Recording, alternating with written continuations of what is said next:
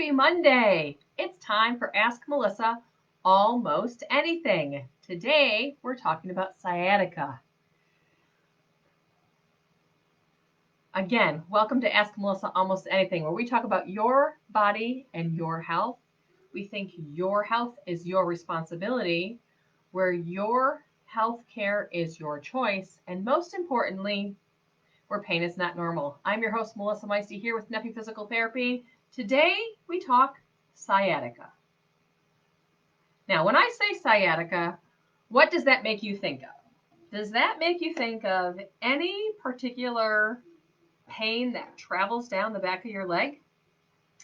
Do you think if you're having numbness and tingling down any part of your leg that is in fact sciatica?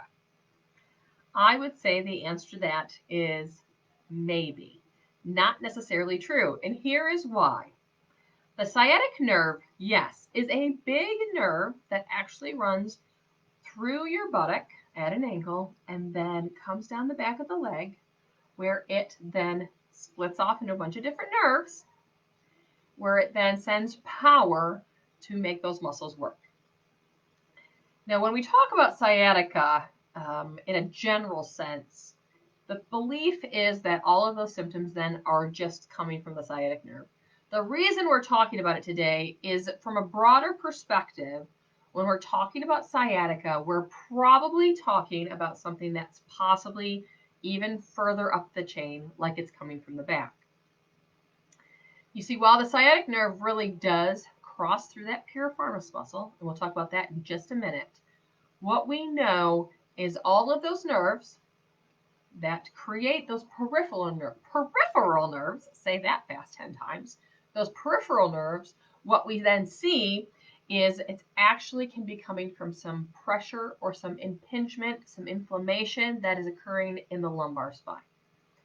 You see, we have come up with this as a generic term that I have sciatica, when in fact it actually may mean that you have nerve root compression in the lumbar spine.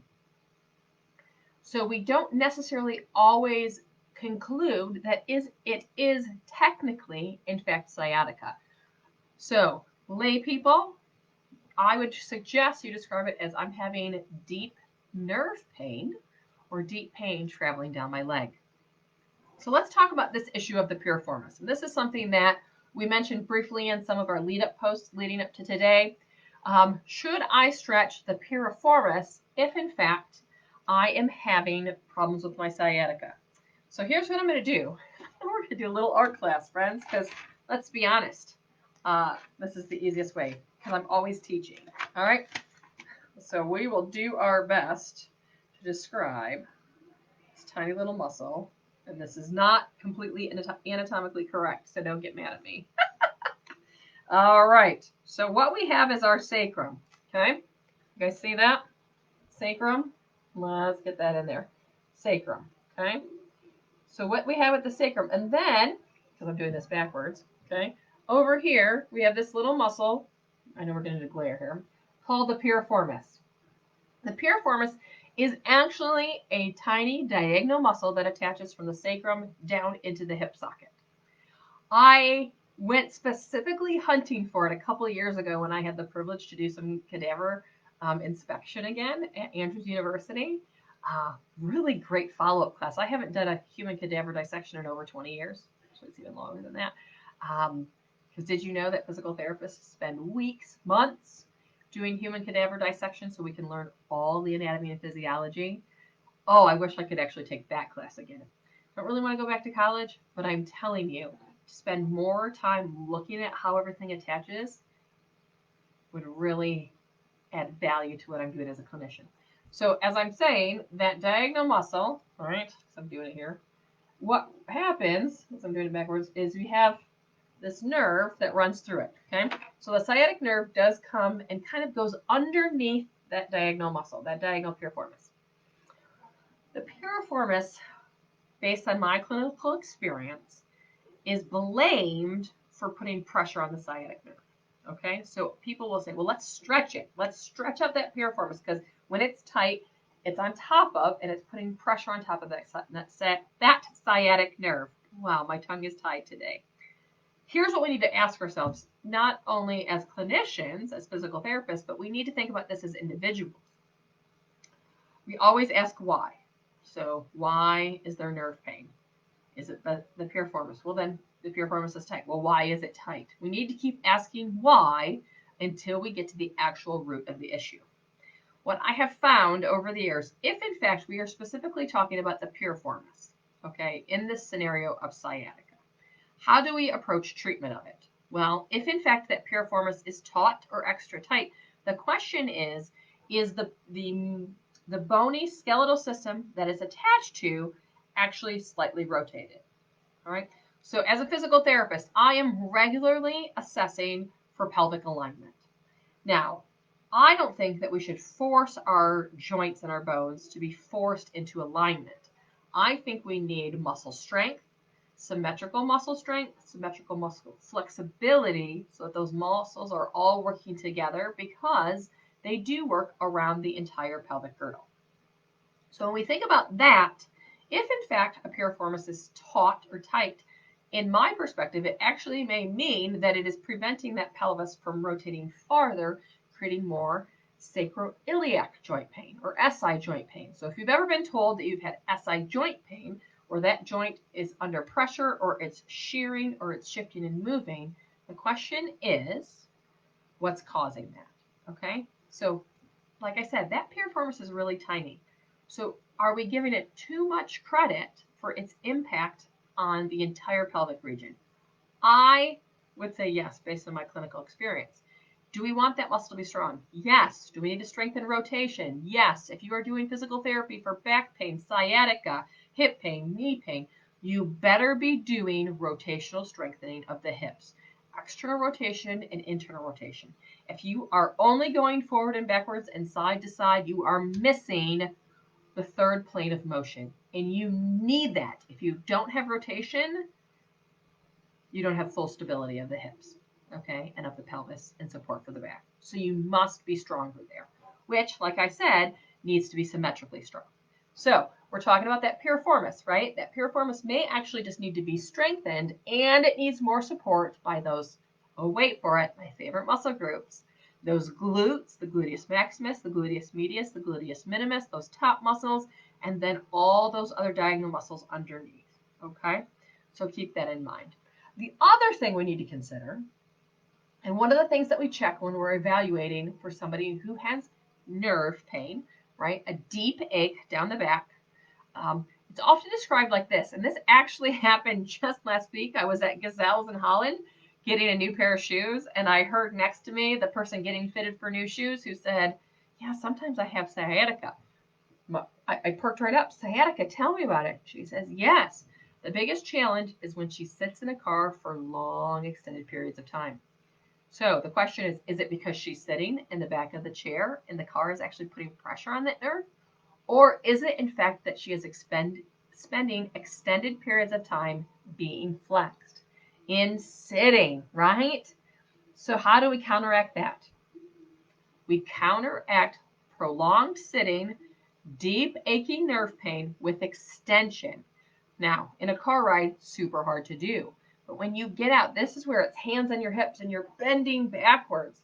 It's where you're laying on your stomach and spending tummy time, as we've talked about many times here on an Ask Melissa Almost Anything. We need that extension. We need to make sure that there isn't anything blocking or restricting at the joints in the lumbar spine. There could be a disc issue. There could be inflammation of the lumbar nerve root. These are all things that can be mistaken for sciatica. So it is our job as physical therapists to dig a little bit deeper, which is why I rarely recommend doing piriformis stretching when you are in a state of pain. Now, if you're going to be running regularly and you're going to stretch your hip flexor, your quad, your hamstrings, your calf, your adductors, yes, stretch the piriformis. Stretch everything. Stretch it well. Prolonged stretching to have everything loosen up. But if we are in pain, if we're having that deep, hard to get at, nerve achy pain that's happening in your butt or the back of the thigh, I don't actually recommend stretching that piriformis at this point, because are we addressing the symptom or are we addressing the cause? And that's what really is very important when it comes to addressing musculoskeletal aches and pains. You know, we often say because pain is not normal. Muscle soreness, good. Pain, not so much. And when we're dealing with nerve pain, it truly is something that the longer you tick off a nerve, the longer it's compressed, the longer it's irritated, the harder it is for it to come back. So yes, do we see people with knee pain and back pain and hip pain? And does it sometimes take them too long to come to therapy? Yes. But I'll be honest, if you are having sciatic pain frequently enough that it's altering your life, if you're having numbness and tingling down your leg, the farther that numbness and tingling or that deep ache travels down, the more irritated that nerve is. Whether it's the nerve root where it exits the spine or somewhere along its path that's getting compressed. Because nerves, as I like to say, are the first to get mad at you and the last to forgive you. So if it's traveling all the way down to your toe, it is very ticked off. And friends, you need to be icing your back. If it goes just down your butt cheek and around the corner, that's a better scenario, but again, you need to be icing your back. Both scenarios require back extensions. Like we've talked about, hands on hips, you're bending backwards, you're on your tummy, doing prone press-ups, partial push-ups, but your pelvis is staying on the floor. And this moves to the front of the line. Just had the opportunity to evaluate a pregnant woman who's got some SI joint pain, who has some hip flexor pain, that has glute pain, all of this kind of stuff. But upon examination, we found that she actually has some nerve compression because it is affecting her mobility of her legs and it is causing her symptoms to go down around that butt cheek, around the corner, and into the back of the thigh. Guess what moved to the top of the list? That. Yes, do I need to rub the glutes? And do I need to loosen up the back? And do I need to release the psoas? Yes, to all of those things. But if we don't get that nerve compression and irritation under control, the rest of it is not quite as important. Nerve compression moves to the top of the list. In my book, every single time. We need to get it calmed down. We get that calmed down through extension, sometimes a little bit of distraction or traction, and lastly, with extension. So keep those things in mind when it comes to what we're working on, right? Where we need to go when it comes to sciatic type symptoms. One of the other things that we see when it comes to the discussion of sciatica is in fact what we were talking about. Is it actually a disc or is it a nerve? Now, this is where it's very interesting. One of the signs and symptoms, okay, to help you differentiate, what do you think you have going on? Now, in either situation, I think you should not pass go and go directly to a physical therapist. Okay? But when it comes to, is it coming from the back or is it truly sciatica? One of the ways that we tell the difference between the two has to do with whether or not you are sitting shifted or has your back shifted. Okay, so the back not only moves forward and backwards, but what we'll see is if we have a disc issue, the body will shift, go off of it, or we'll see our clients sitting in the chair, not putting their weight fully equally on each butt cheek. People will shift to take pressure off of that disc. Okay, so a bulging disc, my favorite analogy is the s'mores analogy. You've got your 2 graham crackers and you've got your marshmallow in between. And that marshmallow is sticking out, it's bulging out a little bit. And what we utilize then is we have the graham crackers that then act as the vertebrae. And so those graham crackers then, we utilize them to squish that marshmallow back in place. But what happens is that marshmallow doesn't always go straight backwards, it goes to one side or the other. And you'll see that, or you'll feel that. You may want to sit totally off to one side and not put equal weight on your butt cheeks because you're trying to unweight that side. You're trying to lift those graham crackers apart so it's not pinching or squishing down on that marshmallow. What we do, however, intentionally as physical therapists, as we're working with people, is we actually do want you to use those graham crackers, also known as your vertebrae, to compress and clear that restriction that is coming from that disc, that it gets out of the way, because that disc then also has nerves that run right around it. And we need to take the pressure off of that nerve. So one of the ways we tell the difference between a disc issue and maybe a peripheral nerve issue, like a sciatica, is observing how the individual is sitting. Are they bending forward and slightly shifting to one side? So we look for a shift, okay? Because there's many other tests and stuff that we do, like a straight leg raise, we do a slump test. Many of those tests will be positive in both scenarios because what we're doing is we're elongating a nerve. Notice I didn't say we stretch a nerve. We don't ever want to stretch a nerve. However, what we do know is that we need a nerve to move smoothly and freely through its entire pathway. So for example, right, we talk about the sciatic nerve that is behind the piriformis, and in fact, if the piriformis is tight, it puts pressure on it. So we want to make sure is that nerve gliding and moving around joints, under muscles, all of those things.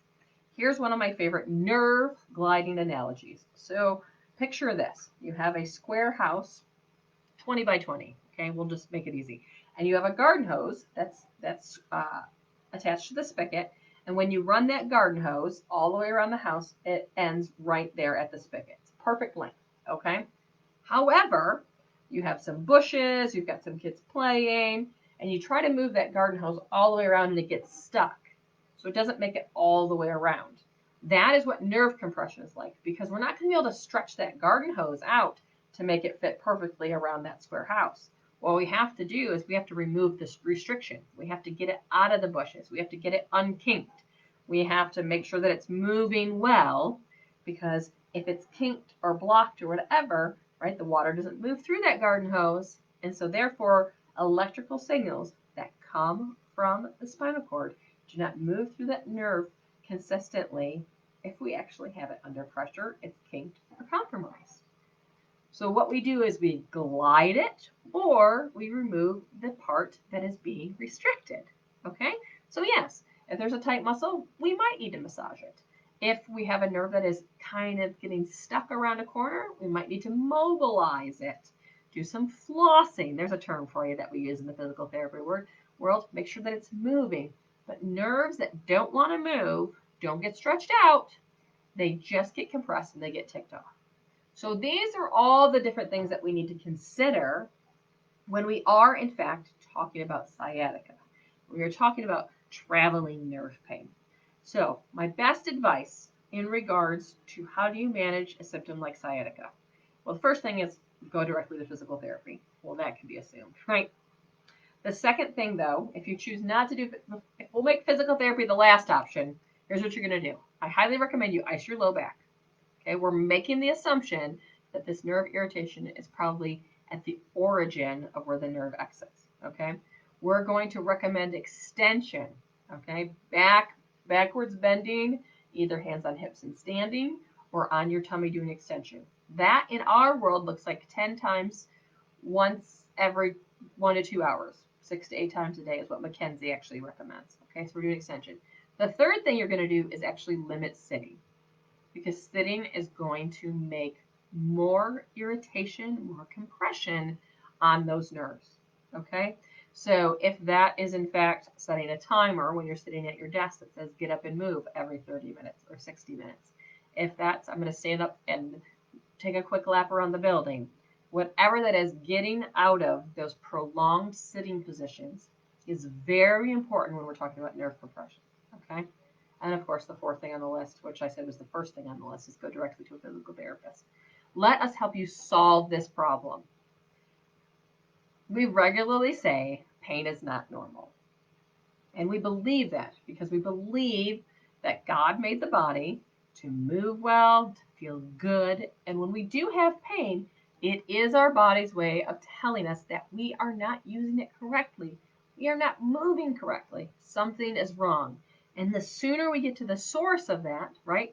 Don't treat just the symptoms. Let's see if we can figure out what the cause of it is, the root cause of it, what's going on with the human body. The sooner we get to that, the sooner we resolve it. Because what we know about pain is it affects the quality of our life. When I'm in pain, I either want to sleep more, I might be taking ibuprofen, I don't want to hang out with friends and families. Ever had a horrible headache? Yeah, you're not wanting anything to do with people. It prevents us from going back to work, doing our job, playing recreation, working in our yards, any of those kind of things. So If you have a specific question that we didn't answer today in regards to your traveling nerve pain or your sciatica, as always, you can personal message us or DM us on Instagram or Facebook. We will get back to you as soon as possible. We may use your information in a short video to answer it directly, but otherwise, remember, icing, extension, avoid sitting or take breaks from it. All right, those are simple things that you can do to either reduce your nerve irritation or resolve it altogether. Melissa Meiste here from Nephew Physical Therapy, thanking you so much for joining us for another Ask Melissa Almost Anything. And remember, sciatic pain is not normal. Do something about it.